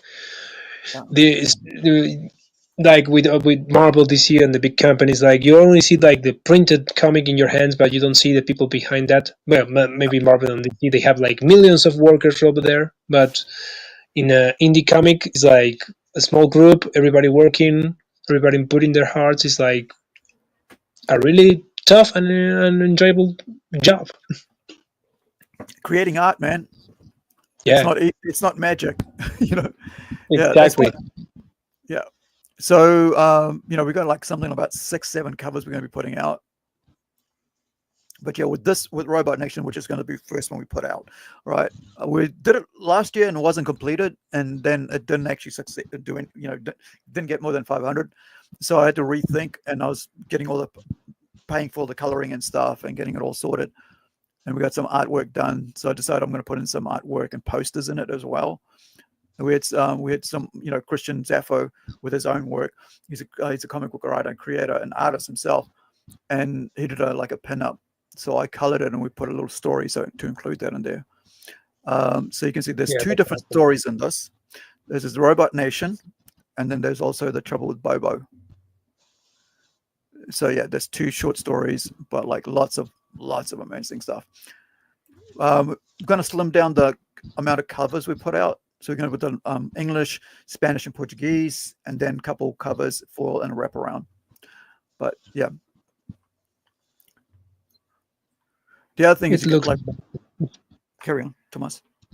It looks amazing. Like it's like a how you call it in English? It's like a hug to the heart when you see like all the work and everything like getting out. Like, oh my god, this is like satisfying, but it in a deeper level. Like, oh, I'm really proud of this. Like,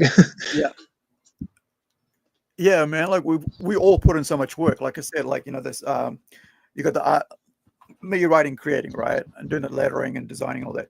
But then you've got Francisco Conti, amazing artist, do the artwork, right? And then you've got the Inca. Did he? What? Yeah, I think Francisco inked his own work, and then also you had Edwin, right? The Artex, Badillo. He did the coloring.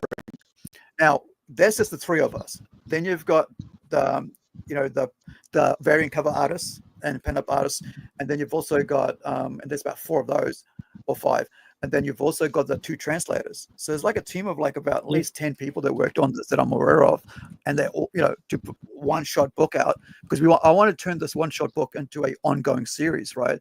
So that each one is like the next one's going to be like a 2-parter, and then the next one after that will be a one-shot, or a bigger, like a 60-page book standalone, but it's like all part of the same sort of idea of robots and human being interactions. So yeah, so the first story, which is Trouble with Bobo, is in space, and the other one is Robot Nation, which is title story, which is on Earth, and it's in New Zealand. So we were getting work started on this first one. Oh, sorry, on the second one, and let me bring up this little image here. Wait, did I do anything with that? Hold on, I know what I did before I cancel anything. It's this one, right? No, it's this one. That one. That one. All right, so go back to English, save.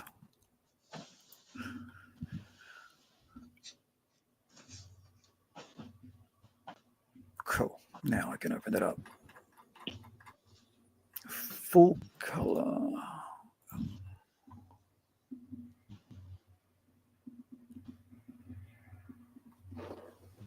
It's coming.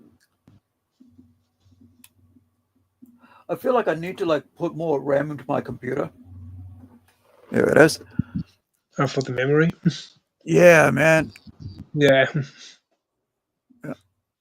Look at this art from like issue 2. We're looking at some sample work.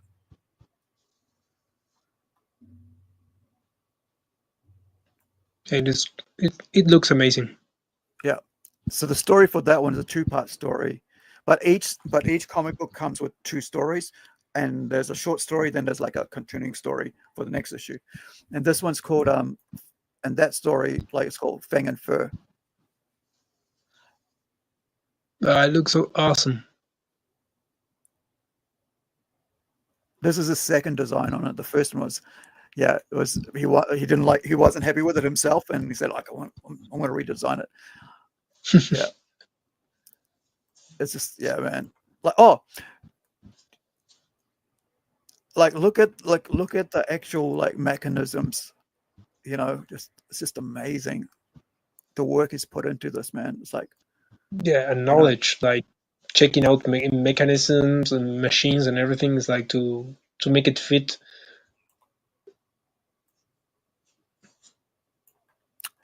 I love I like each, you know, like sometimes you go like, oh, everyone's my baby, but some babies are a bit more special, you know, when you're writing a story. And the thing is like it's like the next one's the special one, right? And the next one's a special one. It's like you basically, it's like having pregnant, right? When you're pregnant with a child, you're like, okay, well, not males, but you know, the wife, but you know, and you're like waiting for it to grow up or waiting it to be delivered, and you suddenly said, oh, that's great, okay, next one. You know, it feels like that with this one. I'm like, okay, can't wait for the next one now that we got the other one out. You know, he's just such a great artist on this work, man. I'm like so excited to have this in people's hands. Such an amazing book. Of course, we've got like, you know, we've got also Luis, right, with his Howler series, and he's close to inking, I think, finishing the first issue. Thing was that we worked 2 issues at the same time, because I was trying to get this trying to make it so I understood what was happening later. I tried to work out what was happening later. So with the characters we created for the new for issue 1, we actually had a good idea where we wanted to go with issue 2. So yeah, so it's kind of that. But the other one I should mention here is, with, you know, for those people who've never, you know, or watched us talk about this, is this book here, which is Zealandia. Let me open it up. Zero.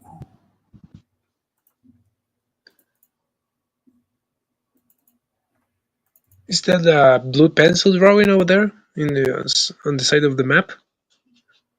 Yeah. Oh no, I just turned it blue so we can see it. Like, let me.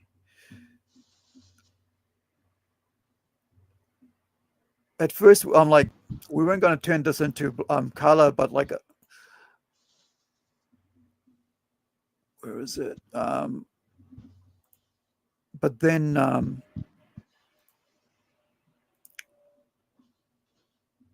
But Joachim, our Swedish artist, basically said, well, I've been trying to do some coloring, and what do you think? I said, it's great. I said, yeah, we should do coloring. I said, let's go. Because this is like our we were talking about Lord of the Rings earlier, but this is like my Narnia, Lord of the Rings, and Isekai sort of thing that we're doing. But this is all going to be colored. Wow. I'm just How is that he do so many details? Like, how he do it?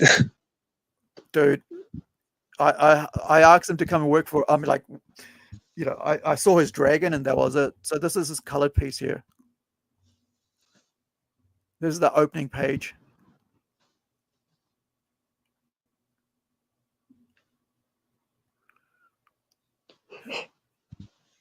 So yeah, that's where did I have it? Oh, I think I put it away. But like, there's like,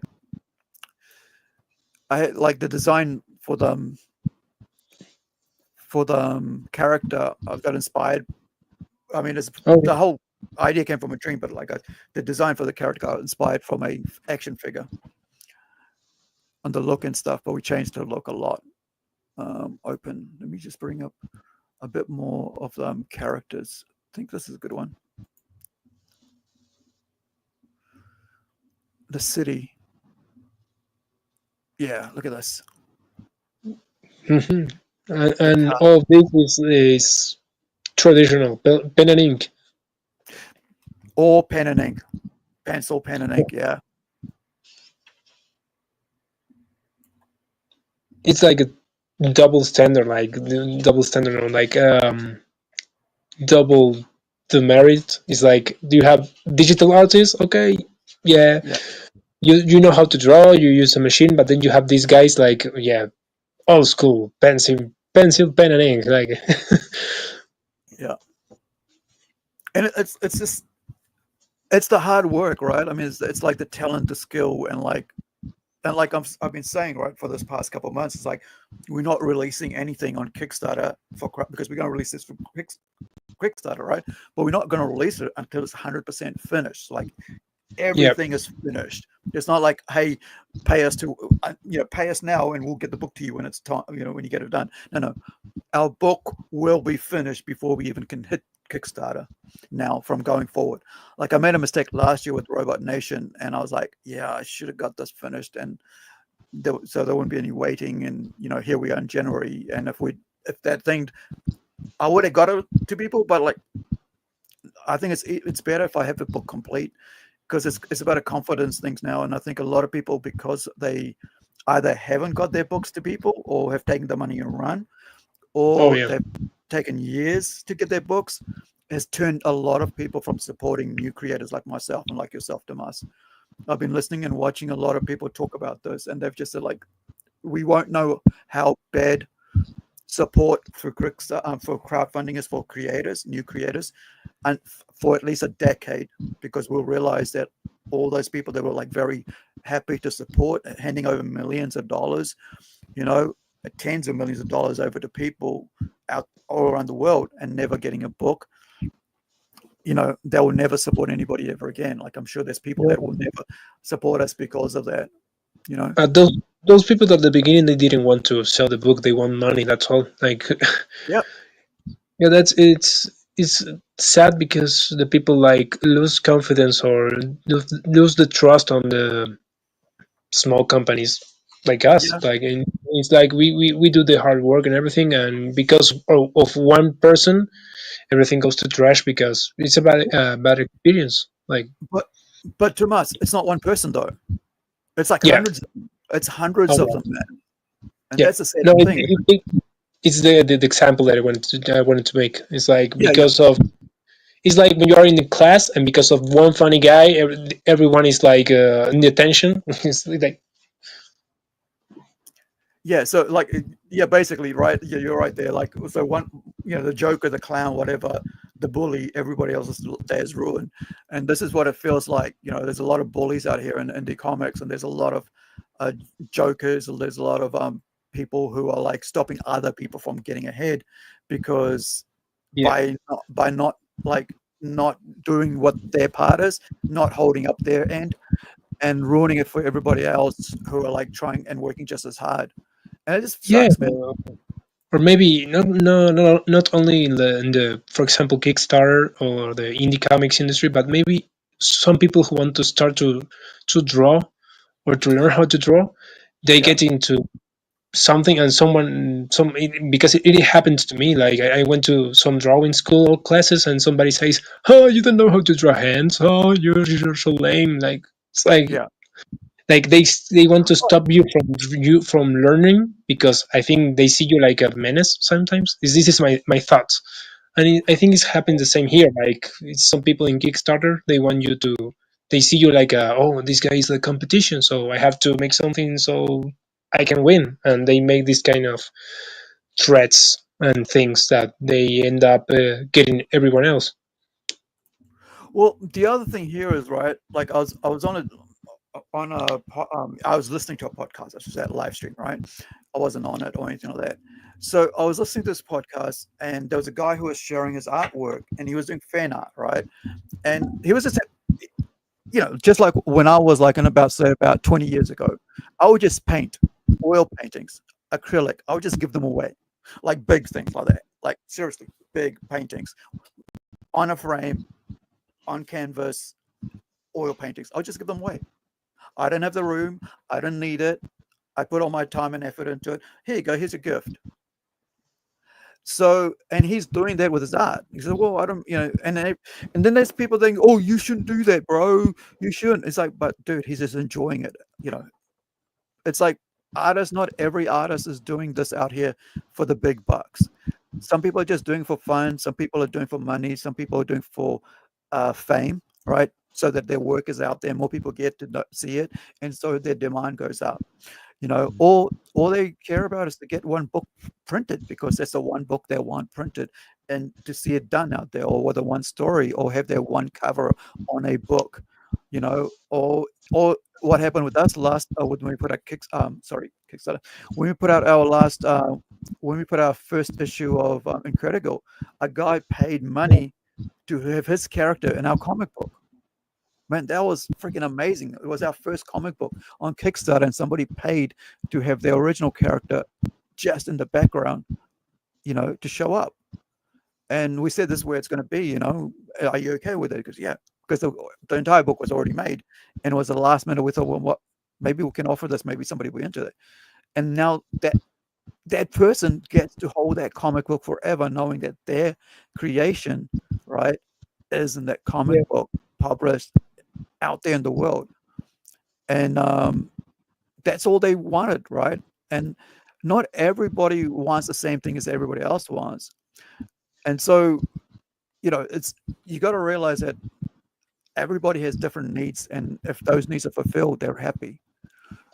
All I care about is just to get this work done with my artist, do the best I can, and get it in print into people's hands so they can read it.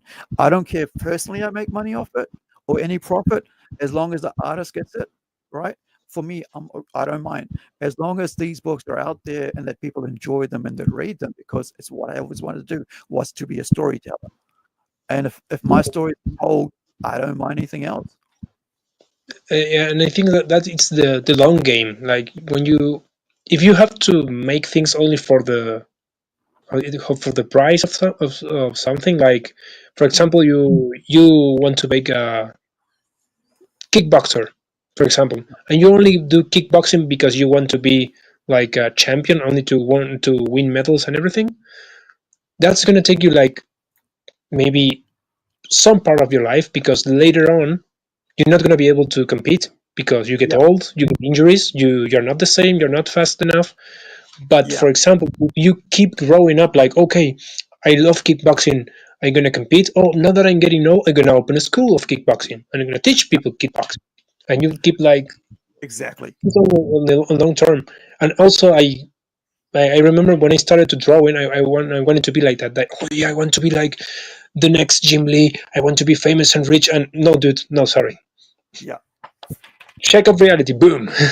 And now it's like I enjoy it. Like the joy of telling a story, sharing with people, having a good time with you working and everyone else in PlungeCast. It's like it's even better.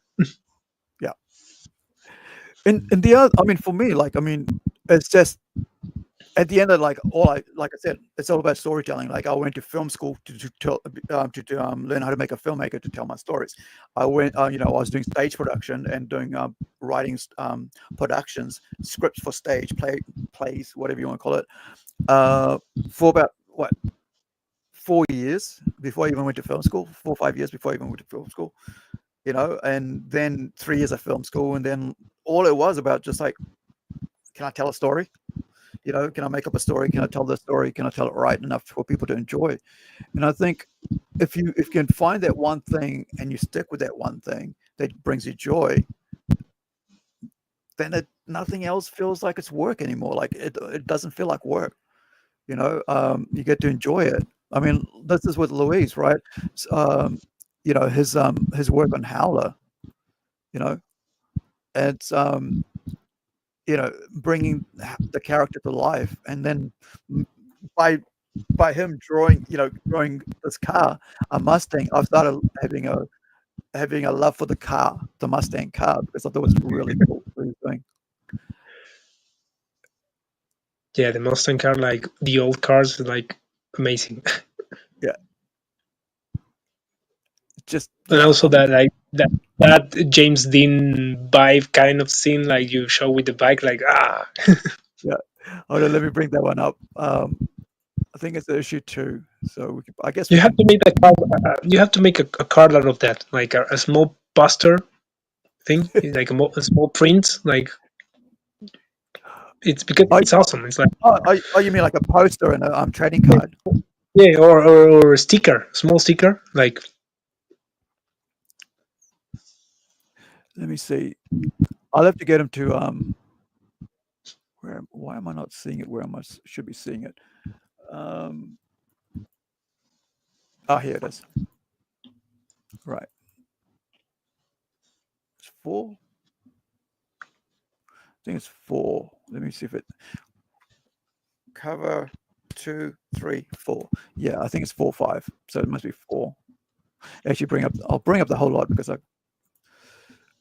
this is what I mean by for Howler. We're working on 2 issues, right? So we're working on 1 and 2 at the same time, because it's a 12-issue series, but each arc is like about 3 issues. So I wanted to make sure that we had a good idea of where we were like creatively and artistically going with this.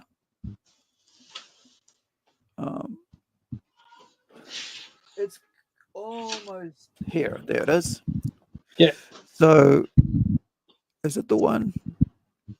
Oh no, that's not the one. Hold on. This is this is a sample thing. Page setup. It's not the actual page. Go where you. Where is it? Where is it? It's here somewhere. I was going to figure out where. I didn't put it on the grid.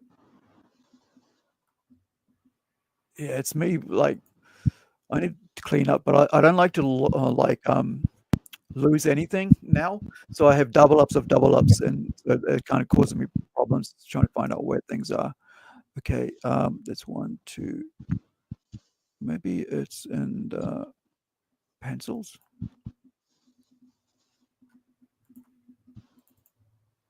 Oh no, I was wrong.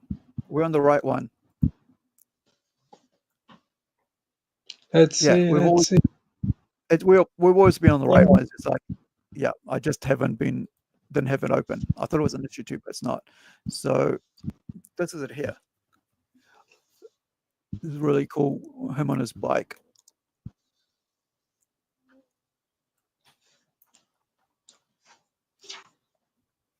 Yeah, that's the one. Yeah.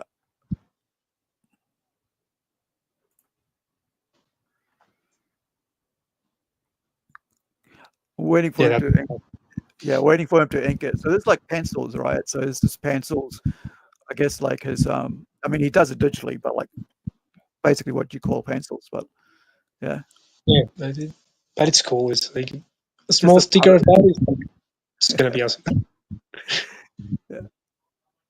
Yeah, I can't wait, man. Like, it was pretty cool. And then you've got him here in front of the house.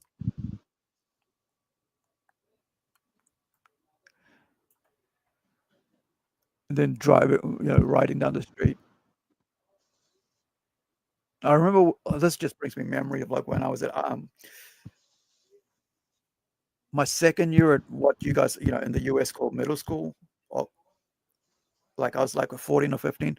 I had to go out and we had to do like life drawing of a scenery for art class. And I remember drawing a dude on a motorbike, and that's what I drew him as, like just going down the road, because that's our high school was basically off the main road.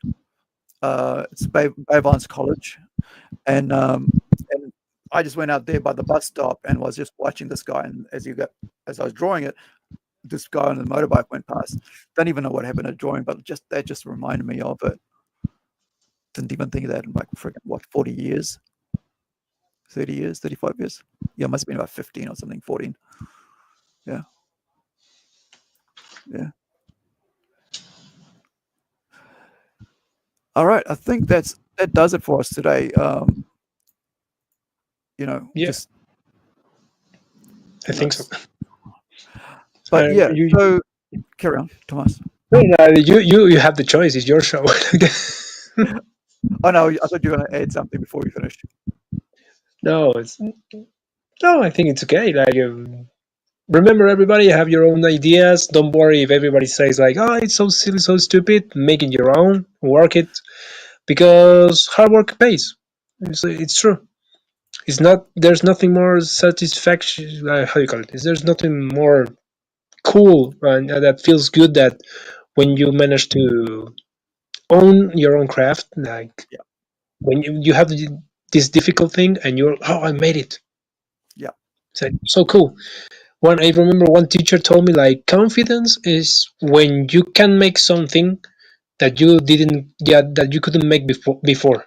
So, right. For example, in the art industry, when I don't know how to draw hands, but I remember when I couldn't draw feet, and now I draw feet. So it's gonna happen the same with the hands, and that's when you build things, and it's enjoyable. It's so good. Practice. It's not magic, right? Art isn't magic. It's not friggin' something just God-given, whatever you want to say it. Like, so it's all out there. No, it's all out here. here, and here. These three things is what makes art happen. Your brains, your eyes, I guess your brains. No, yeah, your brains, four things. Your brains, your hands, and your eyes, right? You get that right coordination. And your heart too. You put your heart in it, like, and you get cool things happening like that. The head came off. Yeah. And you can draw really awesome stuff. This is from a manga called Overload from Japan. I actually thought it was something weird when I didn't even know what it was. And then when I watched the first episode, I fell in love with it, and I've watched every single episode to where I actually have the T-shirts right in the cupboard. And then I also went and bought her because I like her character a lot. And soon we're going to have some Howler figures, Incredible figures, Tortoise figures. It's going to be on there. Well, where is it? I thought I had a white one there, but like we did do a little, this is supposed to be painted, but we did do a 3D imaging of Incredible chibis. But decades to come, man. Hopefully, we get somewhere. But at the end of the day, all that matters is that a comic gets into your hands.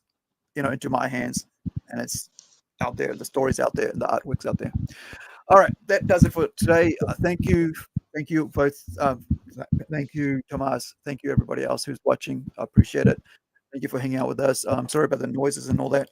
Sorry for me popping in and out. Sorry for the connection here. Yeah, but wherever you are, be well, be safe, and remember, AI is not where you want to go with artwork.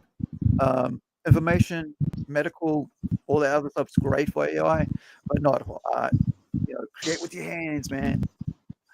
And digitally, if you don't want to use pen and paper, digital tablet, as long as it's your hands that are doing it, right? It's still art. It's not It's not code, putting words into text into shit to make it work up. Regurgitate stuff. But thank you. I'll catch you on the flip side. Wherever you are, be well, be safe. Kakitano.